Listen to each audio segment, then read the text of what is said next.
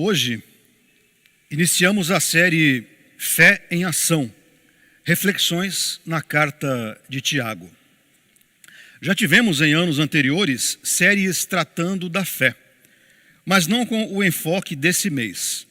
Fé em ação. Na verdade, a fé permeia todos os livros da Bíblia, do Gênesis ao Apocalipse, e de acordo com Hebreus 11, versículo 6, sem fé é impossível agradar a Deus. Portanto, para nós, cristãos, evangélicos, protestantes, falar sobre fé é algo muito natural. Afinal, ela permeia toda a Escritura Sagrada e, por consequência, toda a nossa vida cristã. Estamos acostumados desde sempre a falar e a meditar sobre a fé. Contudo, mesmo sabendo que a palavra nos é muito familiar, gostaria de fazer-lhe uma pergunta. O que você pensa, o que vem à sua mente quando você ouve a palavra fé? Esta pequena palavra, fé. Sem nenhum medo de errar, imagino que, ao ouvi-la, lhe venha à mente a ideia de que a palavra é o mesmo que acreditar em Deus. Esse é um conceito muito forte entre nós. Ter fé é acreditar em Deus.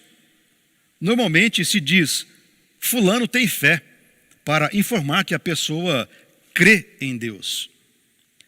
Outra imagem que normalmente nos vem à mente quando ouvimos a palavra fé é que ela é sinônimo de crença, de acreditar com todas as forças que algo irá acontecer. Isso acontece muito no senso comum. É muito comum ouvir, eu tenho fé de que vou conseguir isso ou aquilo. E não há nada de errado em pensar isso, pois a própria Bíblia, na carta aos Hebreus, conceitua assim a palavra. Fé é a certeza de coisas que se esperam, a convicção de fatos que não se veem. Para avançar um pouco em nossa meditação nesta manhã, precisamos também falar um pouco sobre o nosso autor, Tiago. O Novo Testamento registra várias pessoas com esse nome. Tiago, filho de Zebedeu, Tiago, filho de Alfeu, Tiago, o menor, Tiago, o pai de Judas, não o Iscariotes, Tiago, irmão de Judas, e Tiago, o meio-irmão de Jesus. Há um consenso entre os biblistas, não uma certeza, mas um consenso, de que o autor desta carta que acabamos de ler, a carta de Tiago, e que meditaremos nela em todo o mês de julho, há um consenso de que essa carta seja escrita, tenha como autor o meio-irmão de Jesus. Pois bem, não vamos discordar dos biblistas.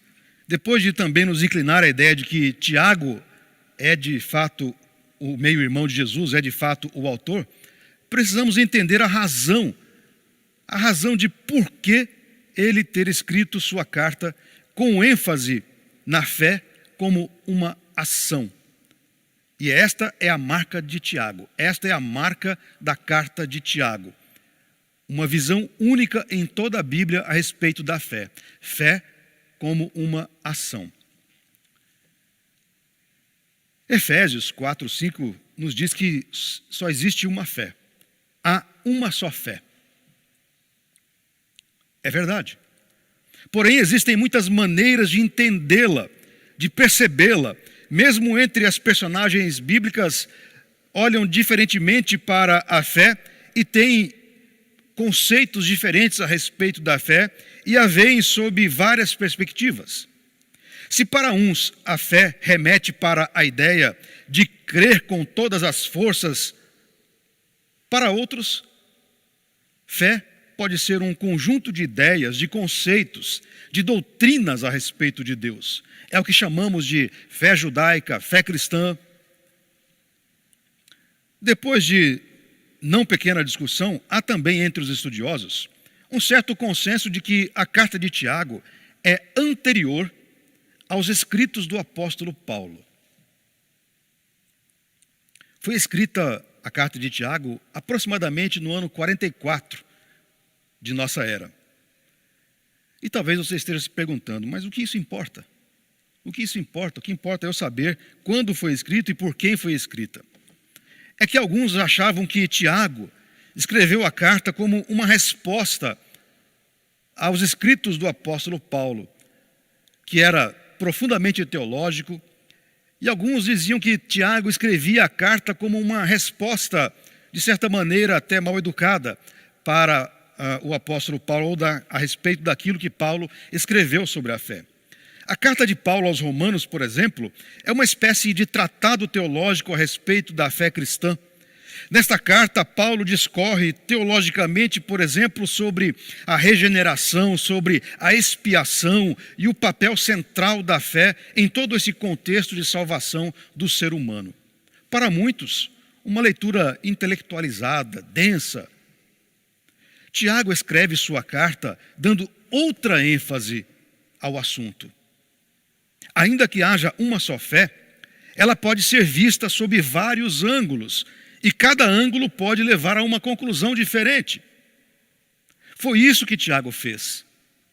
Olhou para a fé não como um compêndio de teologia a explicar as razões da ação de Deus em direção ao ser humano e de como acontece a regeneração no coração humano ao se relacionar com Deus. E também Tiago não respondeu a Paulo, porque ele escreveu a sua carta antes de Paulo ter escrito as suas. Então, não foi sob esse prisma que Tiago olhou para a fé. A conclusão de Tiago é anterior ao apóstolo Paulo. Ele via a fé como uma ação, como algo que deve ser mostrado, manifesto. Então, saber o período em que Tiago escreveu sua epístola pode oferecer a resposta de que, de fato, ele não estava respondendo de forma apologética à visão do apóstolo Paulo a respeito da fé, mas que ele, Tiago, via a fé de maneira diferente. E para ele, Tiago, isso deveria também fazer sentido a toda a igreja, especialmente aos judeus cristãos, novos cristãos. E assim, Tiago apresenta em sua carta a fé não como uma teoria, mas como uma prática. Para Tiago, fé não se pensa, fé se faz, fé se age. Não é elucubração teológica, é ação, é prática de vida. Mas avancemos. A questão das obras é central também na carta de Tiago. E para ele, tudo é boa obra. A carta é uma espécie de circular, de ofício circular para judeus que se converteram ao cristianismo e que agora estavam dispersos. Portanto, não há um endereçamento específico, como é comum em várias cartas do Novo Testamento, endereçada, por exemplo, aos romanos, aos efésios, aos tessalonicenses. Não, é uma carta genérica, podemos assim dizer. Com certeza, esta carta de Tiago foi lida, foi vista por muitas comunidades. Por muitas comunidades que viviam naquele momento diante das circunstâncias.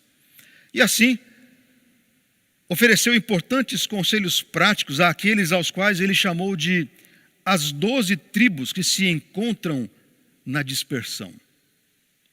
O centro de sua carta, e talvez a mais conhecida, é a sua afirmação de que a fé sem obras é morta.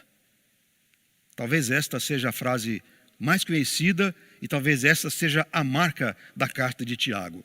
A fé sem obras é morta. Tiago 2,26, você vê na tela.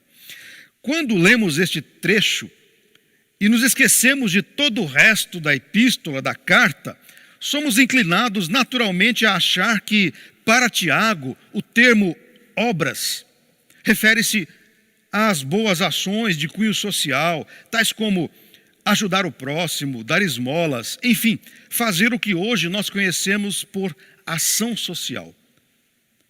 o que também é verdade. Mas o conceito de Tiago a respeito de obras vai além deste que nós conhecemos, que é o da ação social, que é o da ajuda àquele que é necessitado. Tiago, em sua carta, quer mostrar aos cristãos da diáspora que muitas ações, gestos e palavras do cotidiano são também boas obras, que, de uma maneira ou outra, testemunham, falam da fé que está presente na alma e no coração daquele que crê. E isso deve ser levado em consideração por aqueles cristãos que estavam na diáspora, que estavam dispersos em várias regiões. Pois caso alguém confesse sua fé em Jesus Cristo e tenha alguma atitude não coerente com o Evangelho, diz Tiago, estará manifestando uma grande contradição. Uma grande contradição. É por esta razão que a carta de Tiago tratará de assuntos muito práticos do cotidiano, tais como a ira, o domínio próprio, a cobiça, a fofoca, a maledicência, que é falar mal dos outros, e mesmo o apego aos bens materiais. De certa maneira, Tiago estava tentando evitar o que infelizmente aconteceria muitas vezes no cristianismo. 2000 anos depois do que Tiago escreveu, nós temos um exemplo disso. Quando o missionário metodista Stanley Jones, que teve o seu trabalho todo na Índia, encontrou-se com Gandhi, com Mahatma Gandhi. Certa feita, ele encontrou-se com Gandhi e lhe perguntou: Senhor Gandhi, apesar do senhor sempre citar as palavras do Cristo, por que é tão inflexível e sempre rejeita tornar-se seu seguidor? Ao que Gandhi respondeu para Stanley Jones: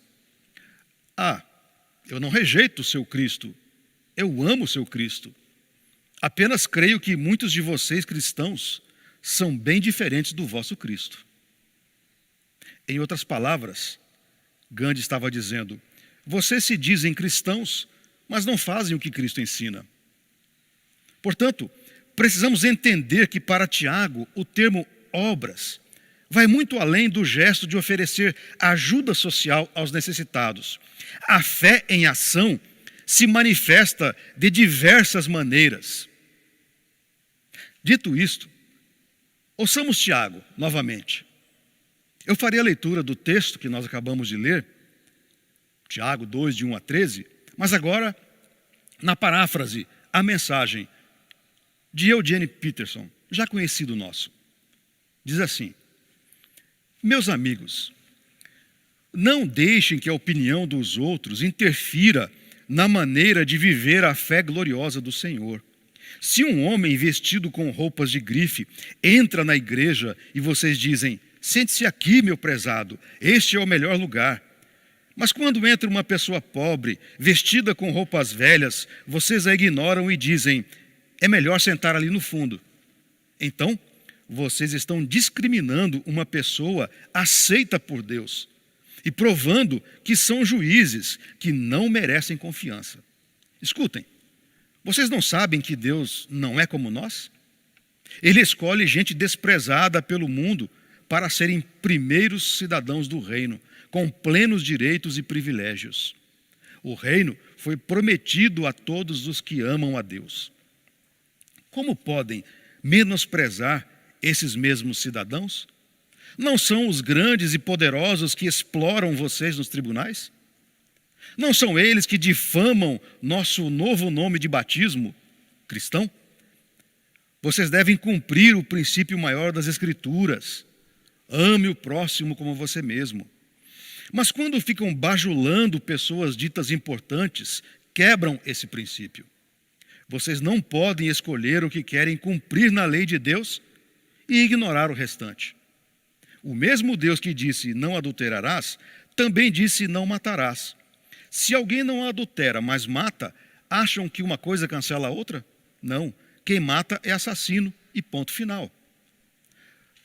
Falem e ajam como quem espera ser julgado pela lei que liberta. Porque se vocês se recusam a agir com bondade, não devem esperar tratamento gentil. A misericórdia, que é gentil, sempre vence o julgamento, que é severo. Então, convido você a ouvir Tiago sobre o que é fé em ação.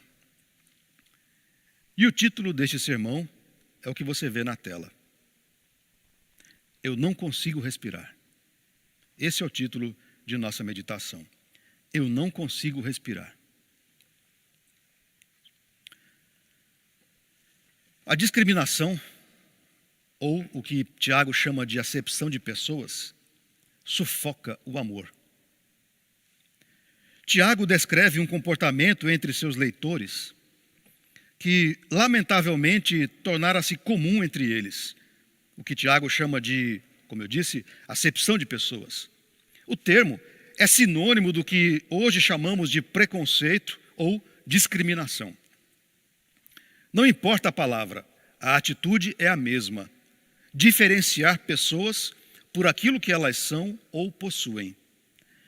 E assim, temos a acepção de pessoas por raça, por religião, por escolaridade, por classe social, por sexo, por regionalismos, algo muito comum no Brasil.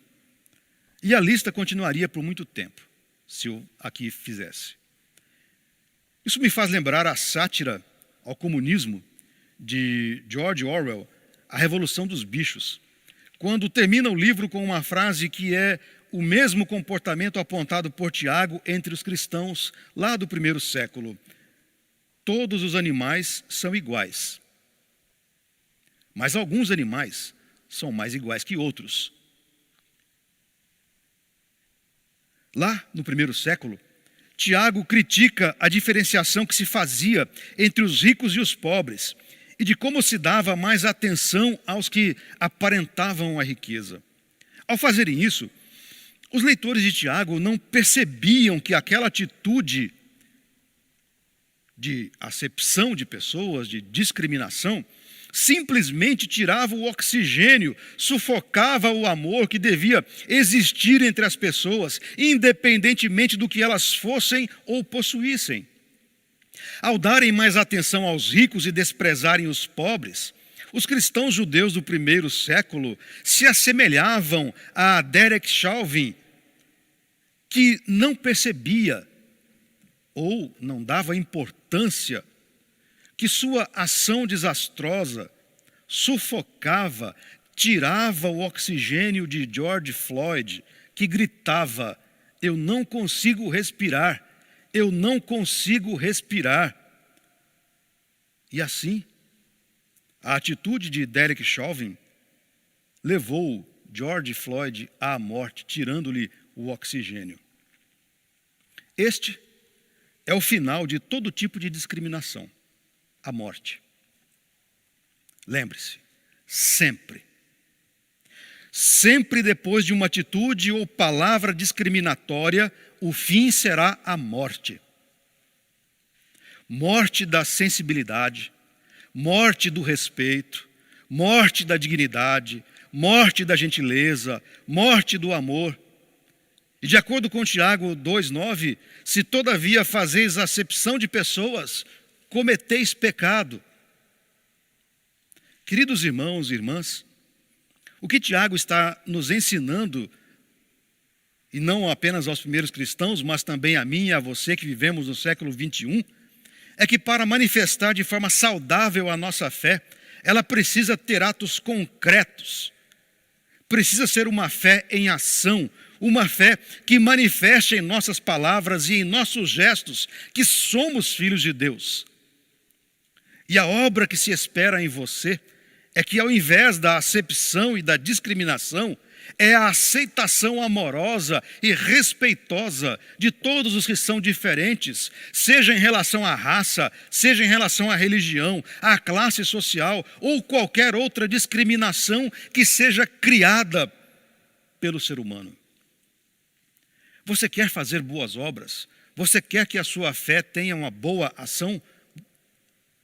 Você quer que a sua fé seja uma fé engajada, uma fé que saia da teoria e entre na prática?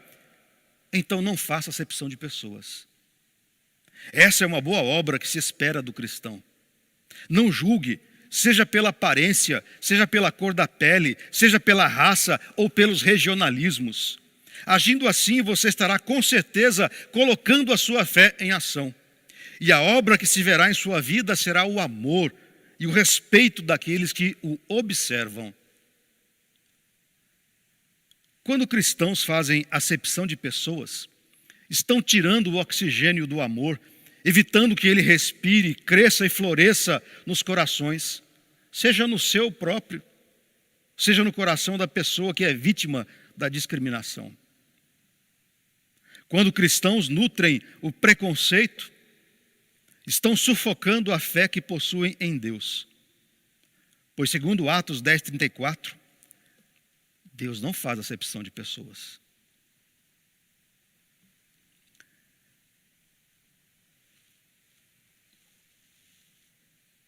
Em terceiro lugar,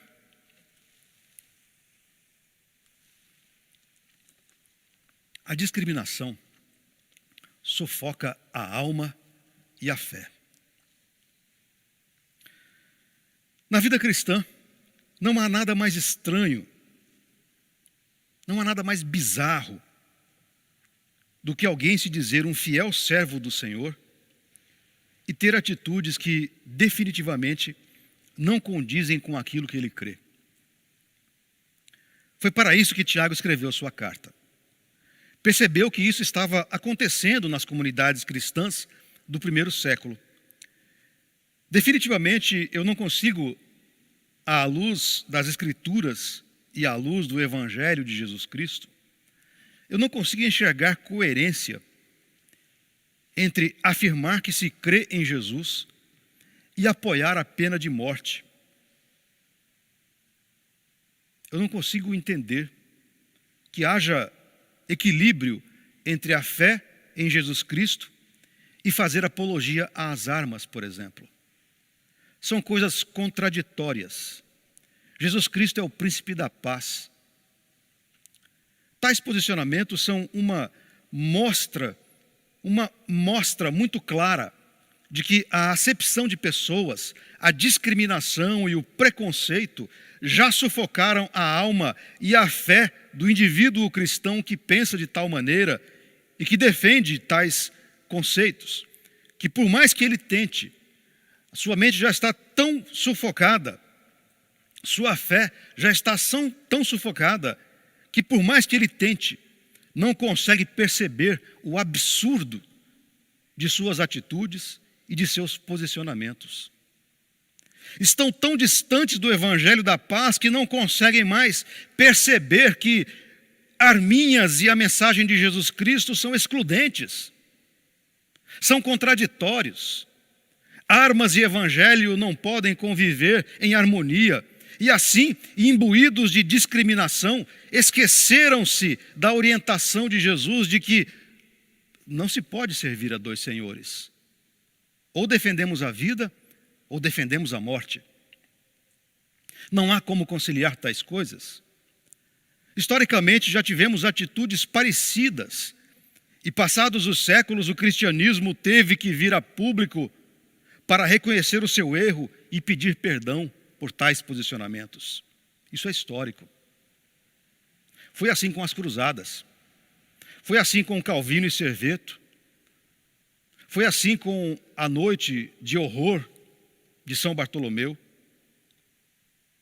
Ações envolvendo mortes em nome de Deus. E que depois o cristianismo teve que pedir perdão por tais atitudes. Talvez daqui a alguns anos alguém peça perdão por essas atitudes de hoje. E foi por conta desta contradição que Tiago, nos versículos 10 e 11, alertou seus leitores. Vocês não podem escolher o que cumprir na lei de Deus e ignorar o resto. O mesmo Deus disse, não adulterarás, também disse, não matarás. Se alguém não adultera, mas mata, acham que uma coisa anula a outra? Não. Quem mata é assassino, e ponto final. Não há como escolher algumas coisas do Evangelho e outras não. O mesmo se aplica ao assunto que estamos tratando. Professar a fé em Jesus Cristo, dizer-se crente em Deus e ser racista é uma grande contradição. Dizer-se cristão e tratar com desrespeito ao que se julga ser inferior, definitivamente é uma grande contradição.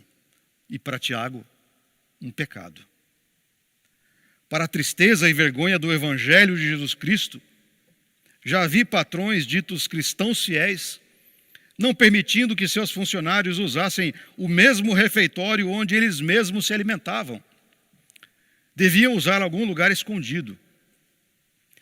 Suas mentes já foram cauterizadas pela discriminação e pelo preconceito e acham tal atitude perfeitamente normal.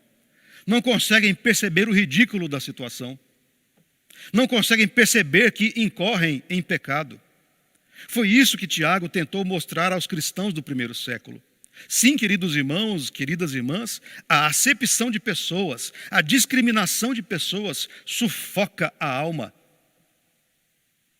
Como sabemos, a morte de George Floyd desencadeou uma onda de protestos, não apenas nos Estados Unidos, mas em todo o mundo.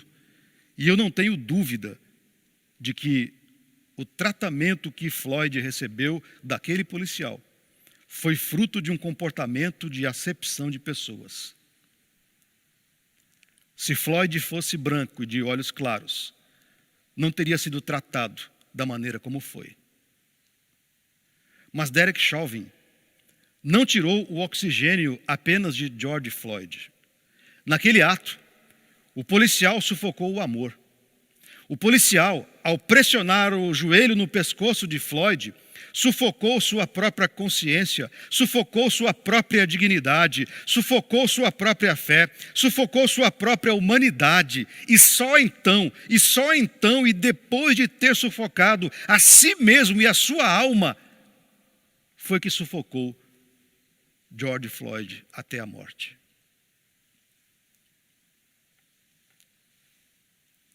Quero dizer a você que professa a fé em Jesus Cristo. Os pequenos gestos de acepção,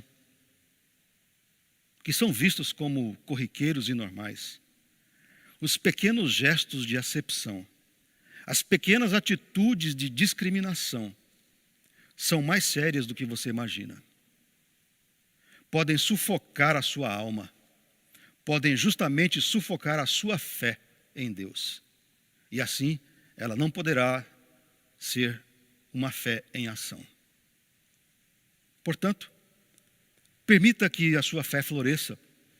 Permita que sua fé em Deus seja evidenciada por boas obras, obras de respeito ao próximo. Fazendo isso, sua alma também poderá florescer. E eu concluo. Concluo contando uma história ocorrida comigo.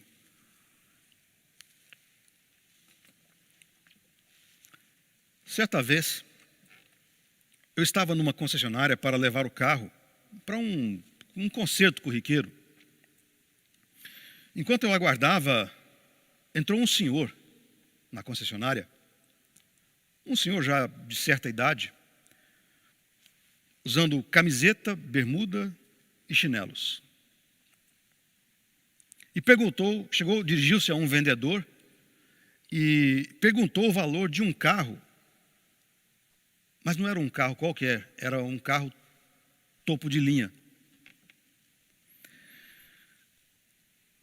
O vendedor, imagino eu, por conta da roupa que aquele senhor estava usando, fingiu que não o ouviu e foi atender outra pessoa, deixando aquele senhor praticamente falando sozinho. Foi uma cena muito constrangedora. O vendedor foi atender a pessoa que havia entrado.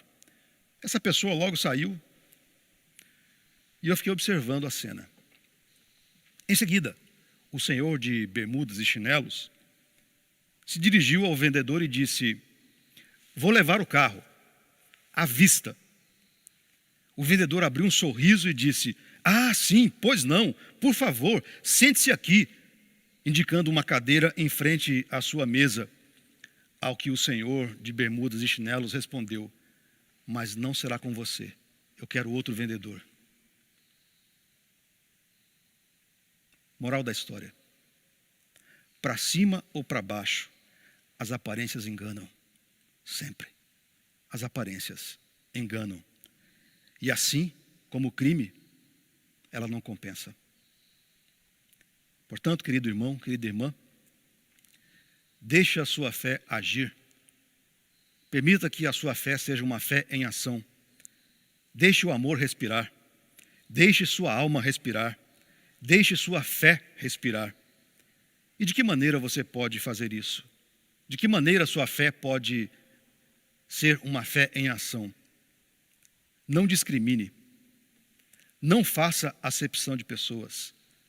Não haja com favoritismos. Não dê espaço ao racismo. Agindo assim, sua fé poderá manifestar boas obras, que são o amor, o respeito, a dignidade e, acima de tudo, a coerência entre o que você crê e o que você faz. Que Deus o abençoe. Amém.